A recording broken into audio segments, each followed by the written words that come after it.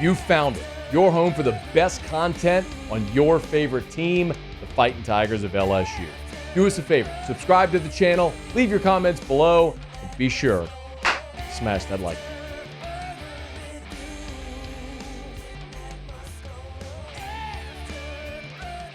Hey, let's start with what happened yesterday off the field as LSU has added 2 support staff members.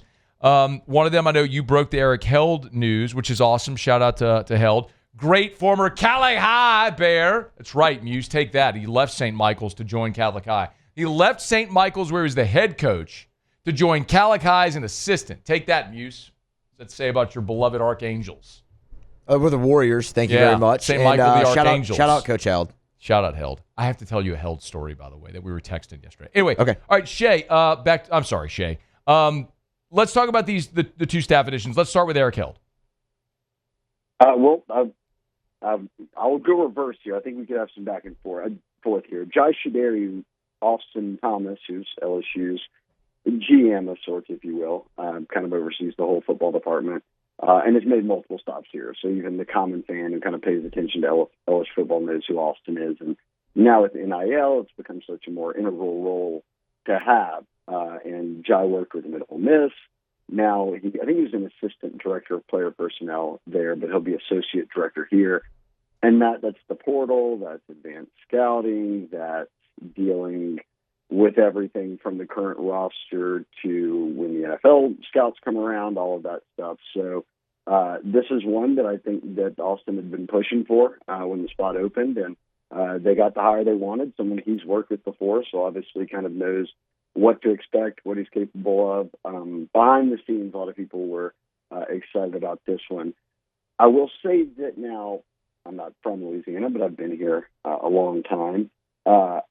Not behind the scenes, very in front of the scenes. Whenever I had put out that Eric Held news last night, and Eric has been the director of the LHSA's Coaches Association for some time now. But as you mentioned, it's got a coaching background. I believe he left state title out of your Catholic rant there, right, Matt? He was. They have had one there, right? He Part was of the first staff. He was on the staff that won the first title in school history in 2015. Yep. There you go. Well, so maybe I give the mic back to you. I know he's going to be doing this job at LSU. Is Charles Bagwell held it for a long time. I mean, it was running the camps, running the different clinics, dealing with all the high school coaches and schools and everyone that comes through LSU, and just that point man, kind of liaison between LSU football and the state's high school ranks on the football side. When I put that news out, I can't tell you how well received it was from coaches all around the state at the high school level, assistants, people like you who just crossed paths with him over the years, people who played for him. So I think maybe you could probably tell Eric Held much more than I could. But I'll say this. LSU is very excited that he said yes to this job. I can certainly vouch for Held, who's awesome. From your standpoint, I think it's more important to describe what that role is. But when you are the director of the Louisiana High School Coaches Association, I mean, you have a very familiar relationship with every coach in the state. And when you're LSU and such an integral part of being the LSU football coach and having a successful program is recruiting this state, having that liaison is massive. Like you mentioned, Coach Baggs, I mean, rest in peace to a legendary figure in football in the state of Louisiana. And I know he had a relationship for a long time with Coach Held. I mean, it's from my opinion, Shea, a critically important position on the support staff. I agree. And like I said, it's everything from running the different coaches clinics, getting high school coaches there, the 7-on-7 camps or summer camps, and you're trying to get all the kids around the state there. And mind you, now, a lot of schools beyond LSU are at LSU's camp, whether it be Tulane or Louisiana ULL or whether it be ULM or whether it be Southern, Grambling, all of those schools are there. So it affords everyone a chance to see the in-state talent. And a guy like that, Baggs, was a big part of that over all those years. I think that by all accounts, people think that the hire of Eric Held will be very similar because he has all these connections around the state, from North Louisiana all the way to New Orleans. So really, again, as players come through every year. You have visits during the week, all of these different things.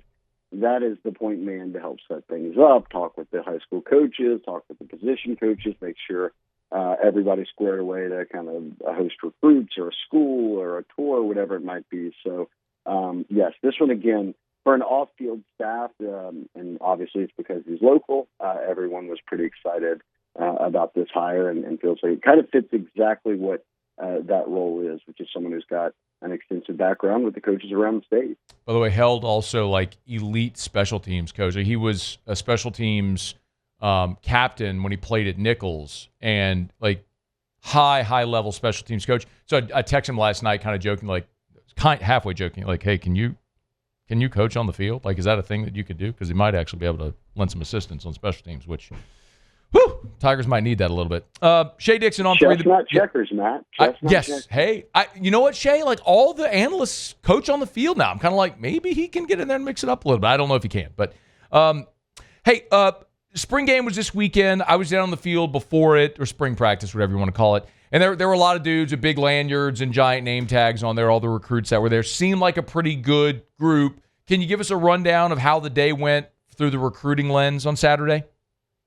Yeah, it wasn't your normal spring game, obviously, but I mean, they still got to have the experience of a practice, but then afterwards go and hang out with the staff. They had their crawfish boil like they normally do. So everything recruiting-wise remained the same from a spring game day. And they got a number of guys in. Obviously, they are sitting on the number one class in the country right now for the 2026 cycle. It's made up largely of Louisiana guys, and they've added a 5-star in Tristan Key as the wide receiver.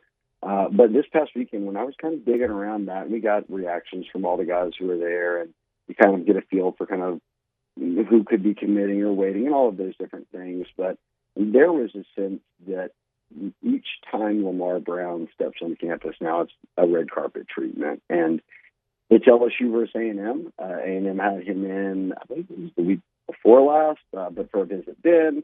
I know you had him on the radio. He did a good interview. At that point, I think it might have been after that trip, and now he's back at, or at least on an LSU visit. I was going to say back on LSU's campus, but that's where he is every single day for high school. So back at LSU Ops, back for a visit. And I think they made a big point as we get closer to the summer, decision, official visits, his senior year, to kind of be very pointed here of, hey, look, you are a top prospect for us.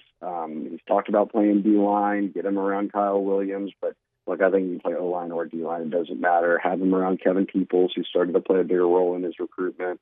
Really, that was, I think, a big point of emphasis for them because, look, right now Blaine Bradford is committed to Ohio State. Outside of that, they've landed all of the top guys in the state that they've offered. A handful remain uncommitted, but Lamar is one of them, and being the number one player in the state, I think kind of really has propelled his recruitment into that next level of, hey, let's go ahead and we're putting everything on the table. We'd love to reel you in at any point, and that would be another 5-star who was a top 20 player nationally. And no shock, though, when the next name mentioned is the next year, the number one prospect in Louisiana again.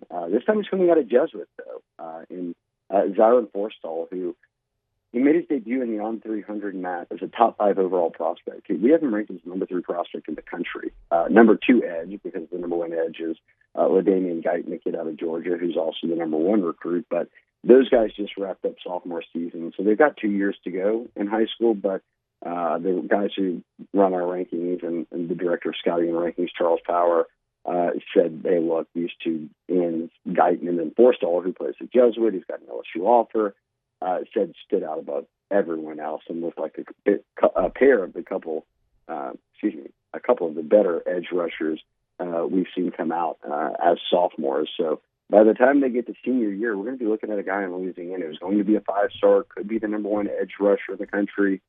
Certainly looks like he's trending towards just being a top 10 overall prospect and is high on LSU. So boy, would they love to go 1-2 punch here. If you got Lamar Brown in this class, and then you get Forstall next year, that's a couple 5-stars in the D-line, which Louisiana hasn't turned out a ton of lately beyond Mason Smith and into Dominic McKinley. Sure. Shea, the spring portal window opens on Wednesday. Anything we should be keeping an eye on as the portal opens? Brian Kelly obviously today met with the media and used the word quiet for expectations, and even said whether that be players coming in or out. I don't think quiet means nothing. I think that certainly there will be some guys we see. I would imagine it would be very tough for them to escape the portal window without anyone leaving, but it would be more to me on the I'm searching for playing time, right? It would be, hey, look, I thought I might be starting, now I'm not, or hey, I'm third on the depth chart, or whatever it might be. And the bulk of those guys, Matt, they left in the December window. But the guys who stuck around with their spring ball, you've got a better feel for maybe where you sit right now on the depth chart. If anyone's leaving, I think it's like that. I don't think they get into any of these, certainly not to the Nico level in Tennessee, but any NIL battles here. I know the House settlement got pushed back a week, but I think they've got, from everything I've heard and been told, their ducks in a row there. So we'll see ultimately how that goes. But a very short window. What is it, 10 days? Maybe 14? I think maybe it's a 10-day window, yep. Yeah, so I don't think anything huge, Matt. But if they do go get people, I think we know the positions, right? It's interior D-line. If you needed another O-lineman for some reason, and then safety is a position that could use the depth. He is Shea Dixon on 3, the Bengal Tiger. Always good enough to hang out with us here on Tuesday. Shea, we appreciate it, man. Next week we'll certainly have a much better sense. Spring will be done. We'll have a much better sense of where LSU stands with the portal, so we'll dive into all that. We appreciate it, man. Thank you. Yep. Thank you very much, Matt. See you. Hey, thanks so much for watching. Please leave your comments. I love to interact, and be sure to hit the red subscribe button below.